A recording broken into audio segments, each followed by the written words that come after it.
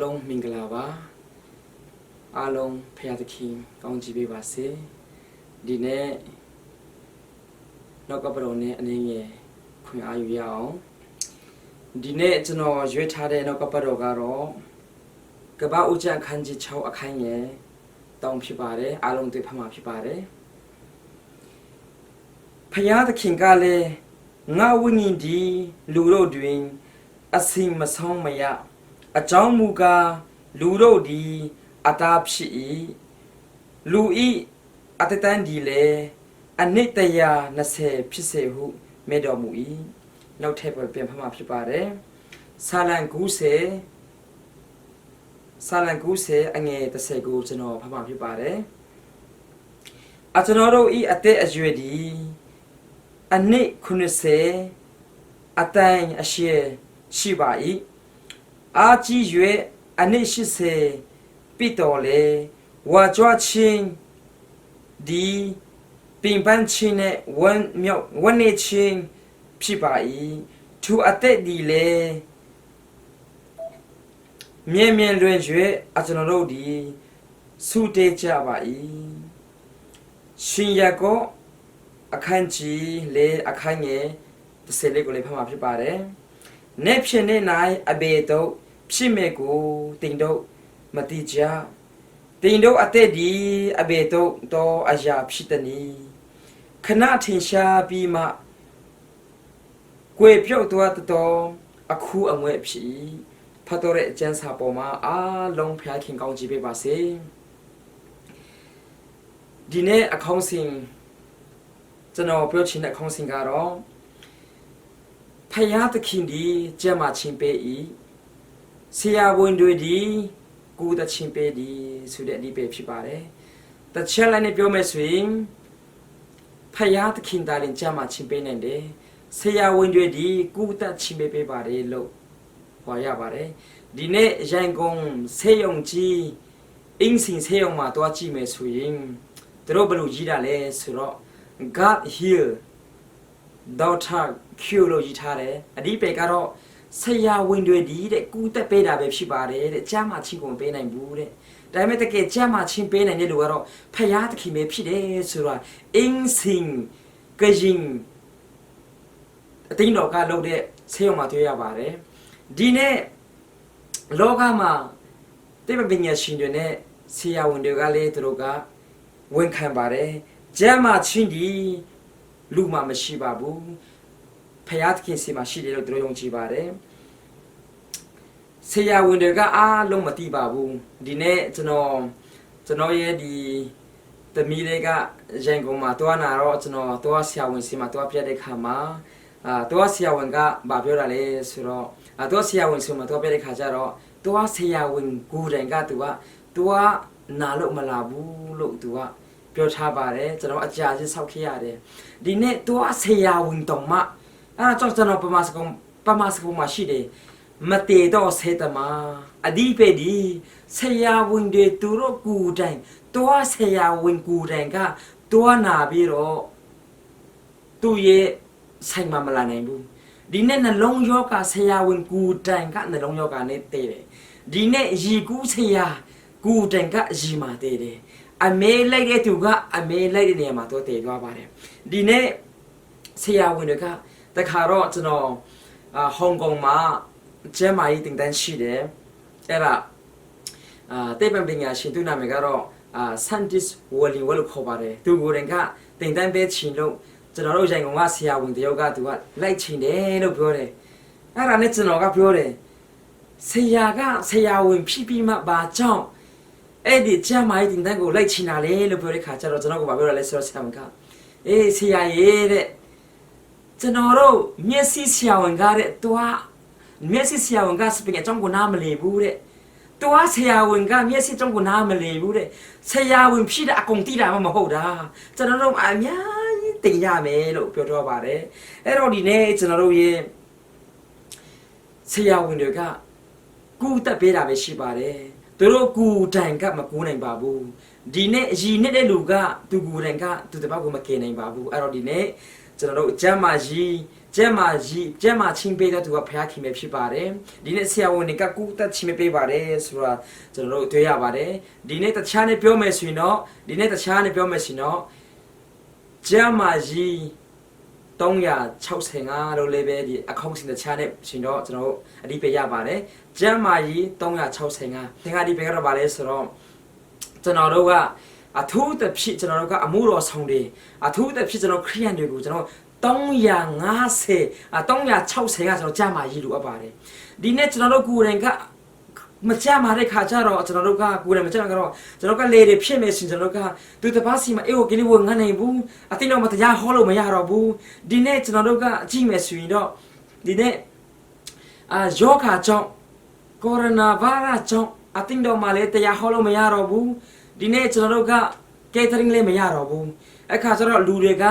ဒီလူအဖြစ်သူတို့မီဒီယာဖြစ်တရားဟောပြီးမှသူတို့ Facebook မှာလွှင့်ကြပါတယ်ဒီနေ့ပါစတာကူတိုင်ကဒီနေ့ကူမာတော့ရောက်ရမဟုတ်သေးဘူးအပိမှာကိုရိုနာဗိုင်းရပ်စ်ရောက်လာတာတော့မှလူတွေကတရားဟောလို့မသူတို့ဖျောင်းပြောလို့မရကြတော့ဘူးအစိုးရကအကုန်ပိတ်သွားပါပြီအဲ့တော့ဒီနေ့ကျွန်တော်တို့365ရက်တနည်းလုံးမှာ12လရှိတယ်ဒါပြင်တနည်းလုံးမှာ365ရက်ပိုင်းရှိတယ်အဲ့တော့ကျွန်တော်တို့က365ကျမ်းမှာချင်းလို့ပါတယ်အခုနာလေးပဲဒီနေ့အခုနာလေးပဲဒီမနေ့မလေးရှားကခရီးရန်တရားကကျွန်တော်ကိုလာလေတယ်မပြောရလဲဆိုတော့ဆရာရေးတဲ့မလေးရှားမှာရှိတဲ့တငယ်ချင်းတွေပြောပေးကြပါတဲ့မလေးရှားမှာဆိုရင်တော့အထူးသဖြင့်မြန်မာပြည်အထူးသဖြင့်ချင်းခရီးရန်တွေကိုတင်းတို့ကြမှာရေးမကောင်းဘူးစီနော်တဲ့အဲ့ဒီကိုရိုနာဗိုင်းရပ်စ်ကိုရှိတယ်စီနော်ဘယ်သူမှကူပေးမှာမဟုတ်ပါဘူးအဲ့ခါကျတော့စူတုံးရင်းနေကြပါတတိထားကြပါလို့ဒီမှာဆိုရင်တော့တင်းတို့ဘလို့ပဲတသေးသေးမြန်မာနိုင်ငံသားတွေစီနော်ဒီတက် class လို့ပဲမြင်ပြပြီးတော့ကုန်းလေးကူပေးမှာမဟုတ်တဲ့ရုံပဲရှိမယ်လို့သူကလူအနေနဲ့လုံးဝမျိုးရင်းချိမရှိကြောင်းကိုလေးဖော်ပြထားပါတယ်အဲ့တော့ဒီနေ့ကျွန်တော်တို့ကဘလူနဲ့ကျ360ကကြာမှာလဲစူတာကိုကျွန်တော်အနေငယ်ဝင်မှာဖြစ်ပါတယ်ဒီနေ့ကျွန်တော်တို့ကကပ္ပဦးကျန်အခန်းကြီး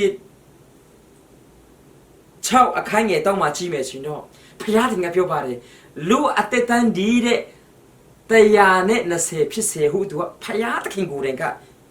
ကျွန်တော်တွေ့ရပါတယ်အဲ့ဒါမှပြောတာလဲဆိုတော့ဒီမှာကြီးမယ်ဆိုရင်တော့လူအတက်တန်းဒီလေတဲ့အနစ်120ဖြစ်စေဟုမိတော်မူ၏တဲ့အဲ့ဒါကစာရေးဆရာကပြောတာမဟုတ်ဘူးဖယားသခင်ကိုယ်တိုင်ကလူအတက်တန်းကိုတတ်မှတ်တာဖြစ်ပါတယ်ဒါပေမဲ့ဆာလန်ကပ္ပအကျမ်းမာရဲ့ဖွဲ့တွေကမြန်မာနိုင်ငံသားတွေအားလုံးကိုအတက်ကိုတတ်မှတ်တာလေဆိုတော့မြန်မာနိုင်ငံအတက်တန်းဒီတဲ့66လို့တတ်မှတ်ထားတယ်66ဆိုတာကတော့ဗာလေမြန်မာနိုင်ငံသားတွေကအသက်66ထိပဲတဲ့ရှင်လို့ရပါတယ်ဆိုတာပြင်းပြင်းနဲ့တို့တတ်မှတ်တယ်ဒါပေမဲ့ကျမ်းစာမှာဗာတွေ့ရလဲဆိုတော့ဖျားရင်ကကပ္ပဥချအခန်းကြီး6အခန်းငယ်3ပါပဲဆိုတော့လူအသက်တန်းနေတဲ့120အဲ့တော့ဒီနေ့လူကအသက်120ကျအသက်ရှင်လို့ရပါတယ်ဒီနေ့ကပ္ပမှာကြည့်မယ်ဆိုရင်တော့လူ100အသက်ရှင်တဲ့လူအခုလေးပဲရွာမှာရှိသေးပါတယ်ကျွန်တော်အသက်120ထိတော့အသက်ရှင်လို့ရပါတယ်ဒါပေမဲ့တခြားမှာဆာလမ်မှာပြန်ကြည့်မယ်ဆိုရင်တော့ပြောရလဲဆိုတော့လူကတဲ့90 80လောက်ကဘောနော်ဒီဥပြီးတဲ့ခွင်အားတဲ့နေသွားပြီလို့ပြောတယ်ဒါပေမဲ့ကျွန်တော်ရှင်ကြကောမှာပြန်ကြည့်မယ်ဆိုရင်တော့ပြောရလဲဆိုတော့လူဒီတဲ့အချင်းမရွေးတယ်လို့ရတယ်တဲ့ပြောရလဲဆိုတော့လူဒီတဲ့အခုအငွေဖြစ်တယ်တဲ့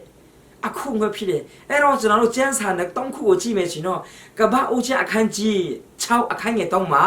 လူအသက်တန်းနေတဲ့120လို့ပြောတယ်အဲ့တော့ဘသူမှဒီလောကမှာရှိတဲ့လူတွေဘသူမှ120ကိုမကြော်နိုင်ဘူး120ကိုဘသူမှကြော်လို့မရဘူးကျန်းစာကပြောပြတာဖြစ်ပါတယ်ဒါပေမဲ့ဆာလန်ကပြောတဲ့ဆာလန်ကပြောဆိုတော့လူကားတဲ့အသက်90 80တဲ့ကျမ်းမာကြီးကောင်းရင်80လို့တတ်မှတ်ထားတယ်ဒါပေမဲ့ WHO World Health Organization ကမြန်မာနိုင်ငံသားတွေကိုတတ်မှတ်တာကတော့အသက်က66အသက်တိုင်းပဲရှိတယ်လို့ပြောပြရတယ်အဲ့တော့ဒီနေ့မြန်မာပြည်မှာအားလုံးတချို့တွေကတော့66ထက်ရှင်နေလို့ရှိမှာဒါပေမဲ့ကျန်းစာကပြောပါတယ်120ဘယ်သူမှကြော်လို့မရပါဘူးအဲ့တော့ဒီနေ့လူဒီ ဒါပြီးကျွန်တော်ရှင်ရကောက်ကိုပြန်ကြည့်မယ်ဆိုရင်တော့ပြောရဲဆိုတော့လူအသက်ဒီတဲ့အခုအငွေ့ဖြစ်တယ်လို့ပြောတယ်ကဲကဘာဦးချန်6တောင်းကပြောတာကတော့လူအသက်တန်ကိုပြောတာဖြစ်ဖြစ်လူအသက်တန်ကားတဲ့120ထီတော့တက်ရှိလို့ရပါတယ်ပြောတယ်ကျမ်းမာကြီးကောင်းတယ်ဒါပြီးဆာလံကပြန်ပြောတာဘာပြောတာလဲဆိုတော့လူကားတဲ့90 80ဆိုရင်တော့တဲ့အဲ့ဒါလူတွေကအဲ့လိုပါပဲလို့ပြောတယ်အဲ့ဒါလူအသက်တန်မဟုတ်ပဲနဲ့လူရဲ့ဘလောက်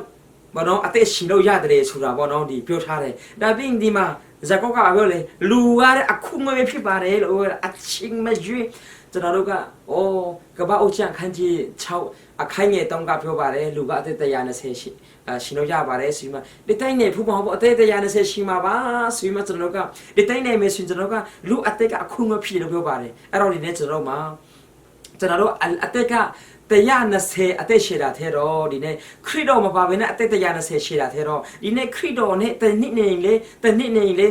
လေပဲခရစ်တော်နဲ့အသက်တာတည်ဆောက်တဲ့အရာကအရေးပူကြီးတာဖြစ်ပါတယ်ဒီနေ့အသက်ကတော့ရှည်ပြီးတော့ခရစ်တော်မရှိတာထဲတော့ဒီနေ့ကျွန်တော်ကလောကမှာနေတဲ့ခါမှာအသက်တူပြီးတော့ခရစ်တော်နဲ့နေတာပူပြီးတော့ကောင်းပါတယ်အဲ့တော့ဒီနေ့ကျွန်တော်တို့ဒီဟာလေးကိုကျွန်တော်ဆက်လက်ပြီးတော့ပြောမှာဖြစ်ပါတယ်ဒီနေ့ကျမ်းမာကြီး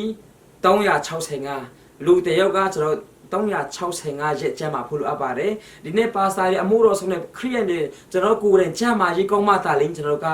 အေဝကလေးကိုဝင်ကားလို့ရမှာဖြစ်ပါတယ်ဒီနေ့ကျွန်တော်တို့ကယုံကြည်သူတွေကကိုယ့်ကိုခန္ဓာကိုယ်ခရုမဆဲတော့တဲ့ခါကျတော့မယုံကြည်သူတွေစီမှာခန္ဓာကိုယ်ပေးတဲ့ခါကျတော့ကြိုက် operation လုပ်မယ်ကြိုက်ကျွန်တော်တို့ကိုတတ်မှာဖြစ်ပါတယ်ဒီနေ့ကျွန်တော်တို့ကကိုယ့်ရဲ့ကျမ်းမာရေးကိုကျွန်တော်ခရုဆိုင်ဖို့လိုအပ်ပါတယ်ဒီနေ့တကဘာလုံးအတန်တန်နဲ့ကြည့်မယ်ဆိုရင်တော့တရားမှာ60ရာခိုင်နှုန်းကတော့ဘာကြောင့်မကြမှာလဲဆိုတော့အစာတော်ဖြစ်ပါတယ်အဲဒါကျွန်တော်အစာတော်ဆိုတော့ကျွန်တော်တို့မှာခရိယံမှာជីကန်ခရိယံလို့ခေါ်ပါတယ်ជីကန်ခရိယံကတော့ဘာလဲဆိုတော့ជីကန်ကတော့တွေ့တယ်မြတ်စားတယ်တွေ့တယ်မြတ်ဝါတယ်အဲ့ဒါជីကန်ခရိယံလို့ခေါ်ပါတယ်ဒီနေ့ကဘာကြမှာရေဖို့က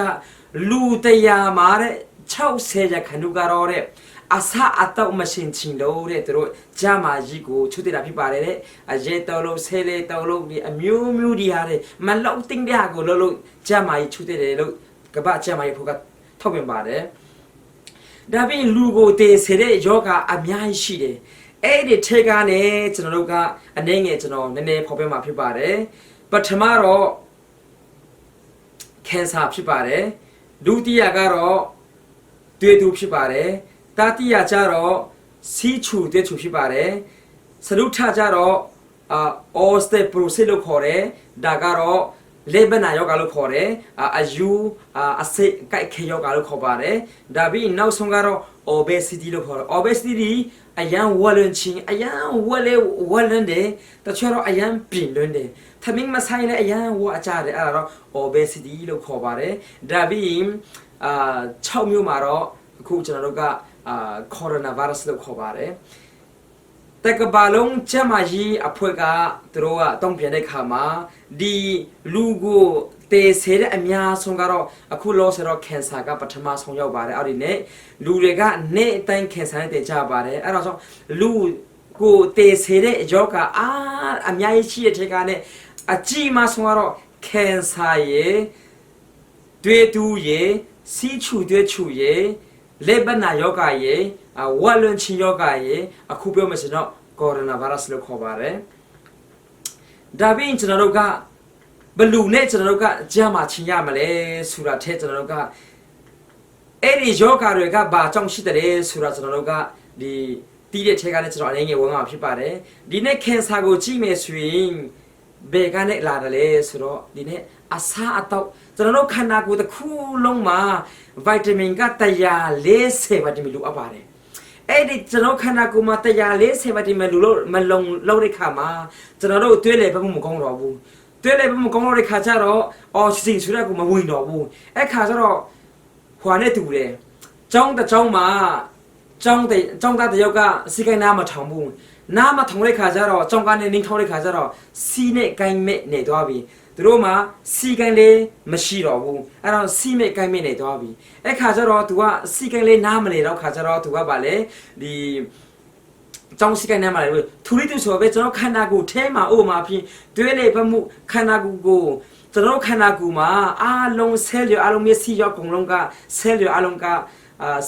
37.6 trillion ဆက်ရှိတယ်ကျွန်တော်ခန္ဓာကိုယ်အားလုံးကျမ်းမာမယ်ဆိုရင်တော့အားလုံးကျမ်းမာမယ်ဆိုရင်ကျွန်တော်က cancer ရောဒီယောဂအားလုံးကဝင်နိုင်မှာမဟုတ်ဘူးဆိုတော့ကျွန်တော် scientist ဝယ်လို့ကသူကကိုယ်တိုင်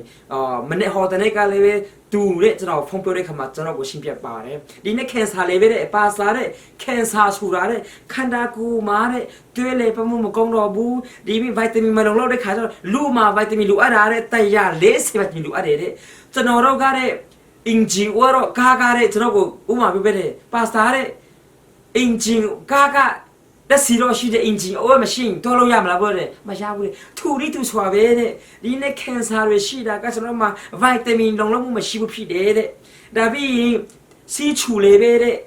တွဲတူလေးပဲတဲ့ကျွန်တော်တွဲတူလေးပဲတဲ့ဗီတာမင်ခန္ဓာကိုယ်ထဲမှာဗီတာမင်ကောင်းကိုမရှိတော့ဘဲနဲ့ခန္ဓာကိုယ်ထဲမှာမကောင်းတဲ့ဟာတွေမို့တွေအကုန်လုံးဝင်နေခါကျတော့ကျွန်တော်ခန္ဓာကိုယ်ထဲမှာဗီတာမင်ကောင်းကိုအကုန်တက်သွားတာတဲ့အခါကျတော့ကျွန်တော်မှာ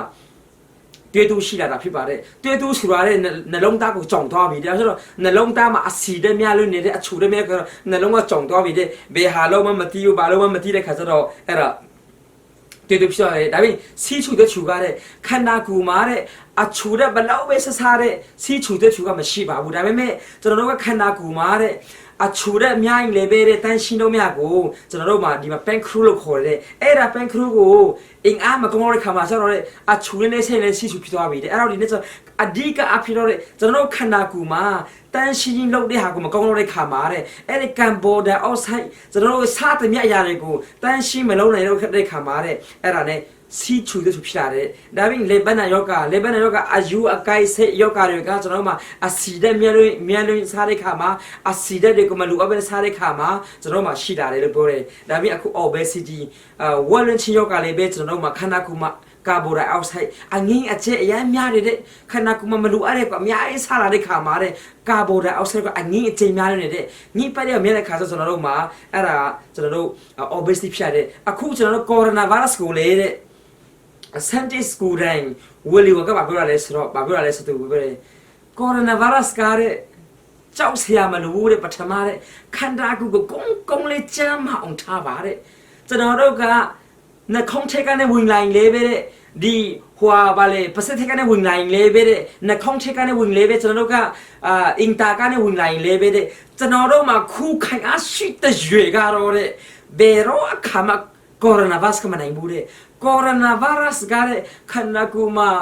လုံးဝအားမရှိရတဲ့ခါမှာနိုင်တယ်ဥပမာဖြစ်တော့ပဲတဲ့အခုဣသရေလကတဲ့ရန်သူအများကြီးရှိတယ်တဲ့ရန်သူအများကြီးရှိတယ်သူတို့အကုန်လုံးအစင်တဲ့ဘေးရန်သူဘေးလာအစင်ဖြစ်တဲ့အဲ့ခါကျတော့တဲ့ဘယ်နိုင်ငံကပဲကျန်သူလာသူတို့မှခုခိုင်လို့ရတယ်တဲ့မဝင်တော့မရဘူးဆိုတော့မဟုတ်တယ်ဘလူပဲသူတို့ security ကောင်းအမေတဲ့လာပါပဲတဲ့အမေရိကန်ပဲလေပဲတဲ့သူတို့ဆိုပဲသူတို့မှအချင်းမရန်သူကလာနေတယ်ဒါပေမဲ့သူတို့ရင်းနိုင်ငံတော်မှာတကယ်ခုခံနိုင်တဲ့အင်အားရှိတဲ့ခါကျတော့တဲ့ရန်သူကအချင်းမရမလာစေချင်လာပါပဲတဲ့အဲ့တော့ဒီနေ့အဓိကအဖြစ်တော့ကျွန်တော်မှာကူတိုင်းဓမြဲတဲ့လိုင်းဘလူခုခိုင်မလဲဆိုတော့မှပြင်ဆင်မှုရှိရတယ်သူလေးဆို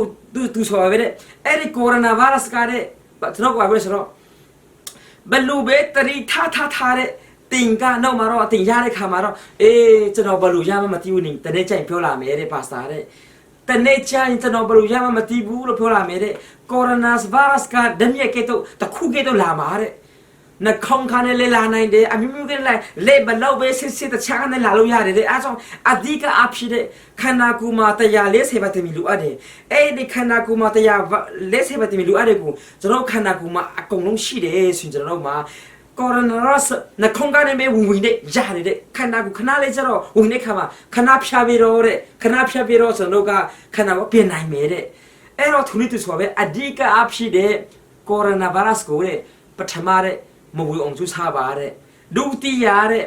ဝင်ပိတာတန်မတနိုင်ဘူးတဲ့အဲ့ဒါကြောင့်ဝင်ရင်လည်းပဲကျွန်တော်ခံနိုင်ရင်ရှိအောင်ကျွန်တော်ကပထမဝင်ရင်မှာပြင်ဆင်ဖို့လိုအပ်ပါတယ်ဒီနေ့ဒုတိယအနေနဲ့ခန္ဓာကိုယ်ကျွန်တော်ကအစားအတော့ကောင်းဖို့စားဖို့လိုအပ်ပါတယ်လို့ကျွန်တော်တို့ဒီတွေ့ရပါတယ်ဒီနေ့ကျွန်တော်တို့ဒီမှာ ဘလူနဲ့ကျမ်းမာချင်းရနိုင်မလဲဆိုတော့ကျွန်တော်တို့က360ကကျမ်းမာရင်းနဲ့ရနေဖို့တဲ့ကျွန်တော်တို့ကဒီကဝိညာဉ်ရှိရမယ်ကျွန်တော်တို့ကတရားကကျမ်းစာကပြောပါတယ်ဒီနေ့ယောဂဟူတဲ့မြတ်ကအပြစ်ကြောင့်လာတာဖြစ်ပါတယ်ကျွန်တော်တို့ကအမေရဲ့ယေရှုနာမနဲ့အမေရဲ့ကိုရိုနာဗိုင်းရပ်စ်ကျွန်တော်ခန္ဓာကိုယ်နဲ့တွားဆိုအမေတဲ့ကျွန်တော်ဒီလူစုသုံးတဲ့ခါမှာယုံကြည်ရှိဖြစ်လာတယ်အဲ့ဒီယုံကြည်ချင်းရှိလာတဲ့ခါမှာကျွန်တော်တို့ကခန္ဓာကိုယ်လေးပူပြီးတော့ကြားมาလာတယ်အဲ့ဒါဥပမာရှိတယ်လူတယောက်ကဘလို့ပဲချက်ချင်းမှာကောင်းတဲ့စိတ်ကပြည့်တယ်ရှင်တော့လုံးဝသူ့မှာခုခံရမရှိတော့ဘူးတဲ့အဲ့တော့ဒီနေ့ကျွန်တော်တို့ကလူတယောက်က145ဗီတာမင်ရှိနေလေပဲခန္ဓာကိုယ်မှာခုခံရမရှိတော့မရတော့ဘူးအဲ့တော့ဒီနေ့ကျွန်တော်တို့မှာဝိညာဉ်ရှိရမယုံကြည်ရှိနေပဲကျွန်တော်မှာခွင့်အားကျွန်တော်တို့မှာဒီတူးစေဖို့လို့တလို့ကျွန်တော်တို့ရဲ့အစားအတော့ကိုရှင်ချင်ဖို့လို့အစားအတော့ကိုကောင်းစားဖို့လို့အပါတယ်အဲ့တော့ဒီနေ့ကျွန်တော်တို့လူမှလူအဲ့ဒါကျွန်တော်ချမ်းမကြီးလူအဲ့ဒါပထမကတော့ကျွန်တော်တို့က raw material လို့ခေါ်ပါတယ်ကားမှာရှင်တဲ့စီလူအဲ့ဒါပေါ့အဲ့ဒါကတော့ protein ရဲ့အဆီဓာတ်ရဲ့ချိုးရဖြစ်ပါတယ်ကားကဘယ်တော့အခါမှလက်စီမရှိဘဲနဲ့ကားကမသွားနိုင်ဘူးထိုနည်းတူဆိုပဲလူတယောက်က protein တို့အချိုဓာတ်တို့အဆီဓာတ်မရှိတဲ့လူကဘယ်တော့မှကျွန်တော်ခုခံအားမရှိတော့ဘူးအဲ့တော့ဒီနေ့အထူးသဖြင့်ကိုရိုနာဗိုင်းရပ်စ်ကဒီနေ့ protein ဓာတ်ရဲ့အချိုဓာတ်ရဲ့အဆီဓာတ်ရဲ့ခန္ဓာကိုယ်မှာလုံလောက်မှုမရှိတော့အချင်းမရွေးလာတိုက်လို့ရတယ်လာတိုက်ရင်ကတည်သွားဖို့ယုံနေရှိပါတယ်အဲ့တော့ဒီနေ့ကျွန်တော်မှာအဓိကကျွန်တော်ဓာတ်စီရှိဘူးလို့တဲ့ကျွန်တော်တို့ကဒီကနေ့အမှန်တရားတော့မဲ့ခကြီးမှာဓာတ်စီကိုတပလင်းပဲထည့်ကြည့်လိုက်လေထည့်ကြည့်တဲ့ခါမှာဖြစ်မှာလေလန်တော်မှာကာရိတ်မယ်တမီးတွေကကျွန်တော်တို့ကိုတိုက်မယ်ကျွန်တော်တဲ့ဖူးပဲလူရတယ်အဲ့တော့သူတို့ဆိုပဲကျွန်တော်ကဓာတ်စီကကျွန်တော်တို့ကလုံလောက်မှုလူရတယ်ဒီနေ့ကျွန်တော်တို့ကတချို့တော့ငငယ်နဲ့တည်သွားကြတယ်ငငယ်လေးနဲ့အသက်ဆုံးသွားကြတယ်ဘာဖြစ်လို့ဆိုတော့တို့ဓာတ်စီမရှိတော့တို့မှခန္ဓာလူအပ်တဲ့ဗီတာမင်ကိုတို့ကမလုံလောက်ဘူးရှိတော့ဒီကောင်းကောင်းစားဖို့လူတယ်ကျွန်တော်အဓိကကျွန်တော်တို့ခန္ဓာကိုကြမ်းမှချင်းလူတယ်ကျွန်တော်ဝိညာဉ်ကြမ်းမှချင်းလူတယ်ဒီနေ့ကျွန်တော်တို့ကခန္ဓာကိုဘယ်လိုပဲကြမ်းမှဝိညာဉ်မကြမ်းမှဘူးရှင်ကျွန်တော်အရန်စိတ်ပြတ်သွားတယ်အဲ့တော့ဒီနေ့ကျွန်တော်ရဲ့တက်တာထဲမှာတကယ်ဝိညာဉ်ကြမ်းမှချင်းကအရန်ရှိကြည့်ပါတယ်လူတီးရနေနဲ့ကျွန်တော်မှာဗီတာမင်နဲ့မင်နရာတွေကအရန်လိုအပ်ပါတယ်ဒုတိယအဂျီနိုဘယ်ဆုရတဲ့သူ့နာမည်ကြတော့သိပ္ပံပညာရှင်ဒေါက်တာလီနစ်ကပြောတာလဲဆိုတော့လူတယောက်မှာတဲ့145ဗီတာမင်ပြည့်စုံတယ်ဆိုတော့ဘယ်ယောဂမှာဆိုတော့ခုခံလို့ရတယ်လို့ပြောတယ်cancer အပါဝင်ယောဂဟူတဲ့ကိုရိုနာဗိုင်းရပ်စ်အပါဝင်အကုန်လုံးခုခံလို့ရပါတယ်လို့သူပြောထားပါတယ်လူမှလူအပ်တာကတော့ဗီတာမင်ပြည့်စုံဖို့ပဲတဲ့ဗီတာမင်ပြည့်စုံနေဆိုတော့ကျွန်တော်မှာဘယ်ယောဂမှာကျွန်တော်ကကိုလို့ရပါတယ်လို့ပြောပါတယ်ဒါပြင်ကျွန်တော်မှာအောက်ဆီဂျင်လိုအပ်ပါတယ်ကျွန်တော်မှာအောက်ဆီဂျင်ဆိုတာကျွန်တော်မှာသွေးလေပမှုကောင်းအောင်ကျွန်တော်မှာခန္ဓာကိုယ်မှာအောက်ဆီဂျင်လေကိုကျွန်တော်ကပုံမှန်ရှူတာကိုကျွန်တော်ကမရှိတော့တဲ့ခါကျကျွန်တော်မှာအဲ့ဒီနေရာမှာသွေးလေးမတော်တာဘူးသွေးမတော်တဲ့ခါကင်ဆာဖြစ်လာတယ်ဒါပြင်ကျွန်တော်ကအခုစားတဲ့အရာကအရည်သွေးများတာလားအရည်ချင်းများတာလားဒီနေ့ချွေတော့တရက်မှာ9ခါ6ခါစားကြပါတယ်ဒါပေမဲ့သူတို့စားတဲ့ကအရည်အသွေးမဟုတ်အရည်ချင်းပဲဖြစ်အရည်သွေးပဲဖြစ်ပါတယ်အရည်ချင်းမဟုတ်ပါဘူးအဲ့တော့ဒီနေ့ကျွန်တော်ရဲ့တာထဲမှာဒီနေ့ကိုစားတဲ့အရာကအရည်အသွေးလားအရည်ချင်းလားကျွန်တော်စစ်ဖို့လိုအပ်ပါတယ်အရည်အသွေးလားအရည်ချင်းလားကိုကတရက်မှာဘလောက်ပဲစားအဓိကမဟုတ်ဘူးဒါပေမဲ့အဓိကကြတာကတော့ကျွန်တော်မှအရည်အသွေးလိုအပ်ပါတယ်ဒါပြင်ကျွန်တော်တို့ရဲ့ခန္ဓာကိုယ်ကဘလောက်ပဲချက်မရကျွန်တော်ကြောက်ကမကောင်းရင်တော့ကျွန်တော်မနေဖြစ်တဲ့ရမှာပဲကျွန်တော်နှလုံးသားကဥမာကျွန်တော်နှလုံးကအသက်တရားရှိနိုင်မယ်ဒါပေမဲ့ဥနောက်ကမကောင်းရင်မနေဖြစ်တယ်မှာပဲအဲ့တော့ဒီနေ့ကျွန်တော်ခန္ဓာကိုယ်မှာဘယ်လိမ့်ဖို့လိုအပ်ပါတယ်ကျွန်တော်မှာခန္ဓာကိုယ်မှာအရာအလုံးချက်မှာတာလင်းကျွန်တော်ကချက်မှာဖြစ်ပါတယ်အခုကိုရိုနာဗိုင်းရပ်စ်ကအဓိကအဆောက်တွေကိုသူတို့တိုက်တယ်လို့ကျွန်တော်တွေ့ရပါတယ်ဒါတာမကပါဘူးအဆောက်တွေအသေးတွေကြောက်ကတွေကိုတကယ်ကြမ်းပါတယ်ဆိုကျွန်တော်မှာဘယ်ယောဂပဲလဲကျွန်တော်ခံနိုင်ရှိပြီလို့ကျန်းစာကပြောပါတယ်အဲ့တော့ဒီနေ့နောက်ကပြောရလဲဆိုတော့လူအတတန်ဒီတဲ့120ဖြစ်တယ်လို့ပြောပါတယ်ဒါပြင်ဆိုတော့90ရှိမယ်80ရှိမယ်တချို့ကတော့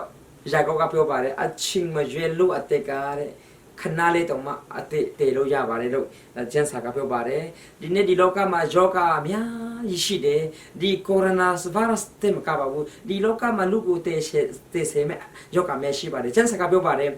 လူလောကမှာအရာရာအားလုံးရပြီးမှာတဲ့ကိုဝင်းကိုဆုံးမဲ့ရှင်ပါအကျိုးရှိတယ်လေလို့ပြောပါတယ်အဲ့တော့ဒီနေ့ကျွန်တော်ပြည့်တဲ့မှာတဲ့အားလုံးမှာအဖြစ်တစ်ခုတော့ရှိပါတယ်အဲ့ဒီပြည့်တဲ့နာတွေအားလုံးအဖြစ်ကတော့ယေရှုဖြစ်ပါတယ်ဒီနေ့ကျွန်တော်ကိုယ်တိုင်က2003မှာကျွန်တော်မလေးရီးယားကနေတိမ်မဲလို့ဖြစ်ပါတယ်ဟာခါမှာသွားတယ်မကြမှာနေတော့ဘူးဒီနေ့ကလေးမျိုးမှာသွားတယ်မကြမှာတော့ဘူးဒါပေမဲ့ကျွန်တော်တရက်3ရက်အစားချောင်းတယ်ပထမရက်မှာကျွန်တော်စတုံးတယ်ဖဖယာကျွန်တော်ကြမ်းမှာချင်းလို့ချင်းတယ်ကြမ်းမှာချင်းလို့ချင်းတယ်လို့ပြောတယ်ကျွန်တော်မကြမှာနိုင်ဘူးတတိယဒုတိယနေ့မှာကျွန်တော်ပြန်စတုံးတယ်ဖဖယာကြမ်းမှာချင်းပေးတယ်ရှင်ကျွန်တော်ဖယာအမှုအဆောင်မဲလို့ကျွန်တော်ကစတုံးတယ်ကျွန်တော်မကြမှာခဲ့ဘူးအဲ့ဒါကလေးတောင်ဖီလာမှာဖြစ်ပါတယ်ကာမဲတောင်ဆိုတဲ့နေရာမှာနောက်ဆုံးမှာကျွန်တော်ဖယာကမှာစတုံးတယ်ဖဖယာကျွန်တော်ကြမ်းမှာဒီဖြစ်ပါစေမကြမှာဒီဖြစ်ပါစေဖယာသခင်ကျွန်တော်တေရီဖြစ်ပါစေရှင်ဖြစ်ပါစေကျွန်တော်ဆင်းရဲတွေဖြစ်ပါစေချမ်းသာတွေဖြစ်ပါစေဖယာအမှုတော်ကိုအခုမှစရွေးတတဲလုံးအမှုတော်ဆောင်တော့မယ်ဆိုတဲ့ခါမှာဖယာသခင်ကနေပြီးတော့အာမင်ပြောနေကျွန်တော်ကိုချင်းချက်မှချင်းပေးပါတယ်ဒီနေ့ဒီလောကမှာရှိမတဲ့အခန်းကြီး6ကပါပြောရလဲဆိုတော့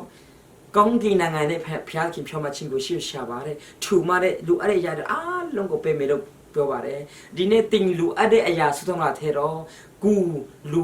လူချီနာဆုံးလာထဲတော့ကူလူအရာတဲ့စုသုံးလာပူကောင်းပါတယ်ဒါပြင်ကူလူချီနာထဲလူအရာထဲအကောင်းဆောင်စတော့ဖယားအလိုတော်ဖြစ်ပါစေဆိုတာဖြစ်ပါတယ်ဒီနေ့ဒီမှာရှိတဲ့မစ္စတွေအားလုံးဒီနေ့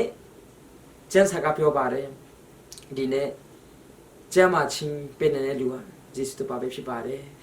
ဒီနေ့ကျမ်းစာကပြောပါတယ်ဒီလောကမှာရှိတဲ့အားလုံးကအပိတာဖြစ်ပါတယ်အပိကြောင့်ကျွန်တော်တို့ကအပိရဲ့ဖူခါတော့ကျွန်တော်တည်ချင်းဖြစ်ပါတယ်ဒီနေ့ဒီလောကမှာရောက်ကြတဲ့အမျိုးမျိုးကိုရိုနာဗိုင်းရပ်စ်ကဘာမှမဟုတ်အများကြီးဝင်နိုင်အောင်မယ်အများကြီးဝင်အောင်မယ်ယောဟန်အခန်းကြီး30ပြောပါတယ်တခုဒီတဲ့ခုချင်းတချင်းပြည့်ချင်းတလာဒီကျွန်တော်ဒီတဲ့တင်းတော့ကိုအသက်ကေယုံတာမကားတဲ့ကျေဝတ်တော့အတ္တပေးဖူလာတယ်လို့ယေရှုကပြောပါတယ်ယေရှုကပြောပြတာပဲတခုဒီတဲ့ခုချင်းတဲ့ဒီနေ့ကိုရိုနာဗိုင်းရပ်စ်ကချစ်တော်မဆွေတွေကိုခုပြီးတော့အများကြီးဒီနေ့မလေးရှားမှာတောင်မှပါစတဲ့ရောက်ကဆုံတော့ပါပြီဒီနေ့တခုဆိုတာကတော့ကျန်းစာမှာလူကိုပြောတာမဟုတ်ဘူးဆေတန်ကိုပြောတာဖြစ်ပါတယ်ဆေတန်ဒီတဲ့ခုချင်းကိုလာမယ်လို့ပြောပါတယ်အဲ့တော့ဒီနေ့ကျွန်တော်တို့ရဲ့တက်တာထဲမှာဒီနေ့ဟွာလေးပဲကြောက်ဘောအတ္တထဲမှာလည်းဖြစ်သူရဲ့ချမ်းမာကြီးလည်းပြုတ်သွားပြီမေတ္တာဆုလည်းပြုတ်သွားပြီဒါပေမဲ့သူရဲ့မိမကပြောတယ်ဟေးကြောက်တင်းရဲ့ဖယားကိုကျင်ဆဲလိုက်တော့လို့သူပြောပါတယ်ဒါပေမဲ့သူမဆုလည်းဘူးသူတကယ်ချစ်တော်ကပြောတယ်ဆိုတော့တင်းကြောက်ရဲ့တင်းဖယားကတင်းကိုဆောင်းမနေပြီလို့ပြောတယ်ဒါပေမဲ့ကြောက်ကသူမိမစကားကိုလည်းနားမထောင်ခဲ့ဘူးသူရဲ့တကယ်ချင်းတဲ့အကျဉ်းမကောင်းတယ်လည်းမထောင်ခဲ့ဘူးဖယားသခင်ကိုဆက်လက်အကူတဲ့ခါမှာသူချမ်းမာကြီးလေးပဲပြန်ကောင်းလာတယ်သူမိသားစုလေးပဲနှဆကောင်းကြည့်ရတယ်ဆိုတော့ကျွန်တော်ကျမ်းစာမှာတွေ့ရပါတယ်အဲ့တော့ဒီနေ့ဒီမှာရှိတဲ့မစ္စတွေအားလုံးဒီနေ့ဖယားသခင်ဒီချမ်းမာရှင်ဖြစ်ပါတယ်ဒီနေ့ဖယားသခင်ကကျွန်တော်တို့အစောရာ26မှာပြောပါတယ် I am the Lord that heal thee ငါဒီတင်းကိုချမ်းမာဆိုတော့ဖယားခင်ဖြစ်ပါတယ်လို့နောက်ကပြောပါတယ်ဒီနေ့မစ္စဝေဒီမှာရှိတဲ့လူအားလုံးဖယားသခင်ဒီကျွန်တော်ရဲ့ချမ်းမာရှင်ဖြစ်ပါတယ်ဖယားသခင်ဒီချမ်းမာခြင်းကိုပေးပါ၏ဒီနေ့လူဒီကူတချင်းဆရာဝန်တွေကကူတပေးတာပဲဖြစ်ပါတယ်သူတို့ချမ်းမာခြင်းကိုမပေးနိုင်ပါဘူးဒီနေ့တင်းကိုသူတင်းရဲ့ဝိညာဉ်တင်းရဲ့ခန္ဓာကိုယ်တင်းရဲ့စိတ်ကျမ်းမာချင်းပေးနိုင်တဲ့လူဒီယေရှုတပါပဲဖြစ်ပါတယ်ဒီနေ့သူယေရှုဖယားကိုခေါ်ပြီးသူယေရှုဖယားစီမစတုံးတယ်ဆိုရင်တော့တင်းဝိညာဉ်ကိုလည်းထာဝရအသက်ရတာမကပဲနဲ့တင်းခန္ဓာကိုယ်မှာကျမ်းမာချင်းတော်လကောင်းဒီနေ့ဒီလောကမှာလာတဲ့ယောဂအမျိုးမျိုးနဲ့တင်းကိုလွယ်မြေဆန်နေတဲ့ဖယားခင်ဖြစ်ပါတယ်ဒီနေ့ယေရှုဖယားကို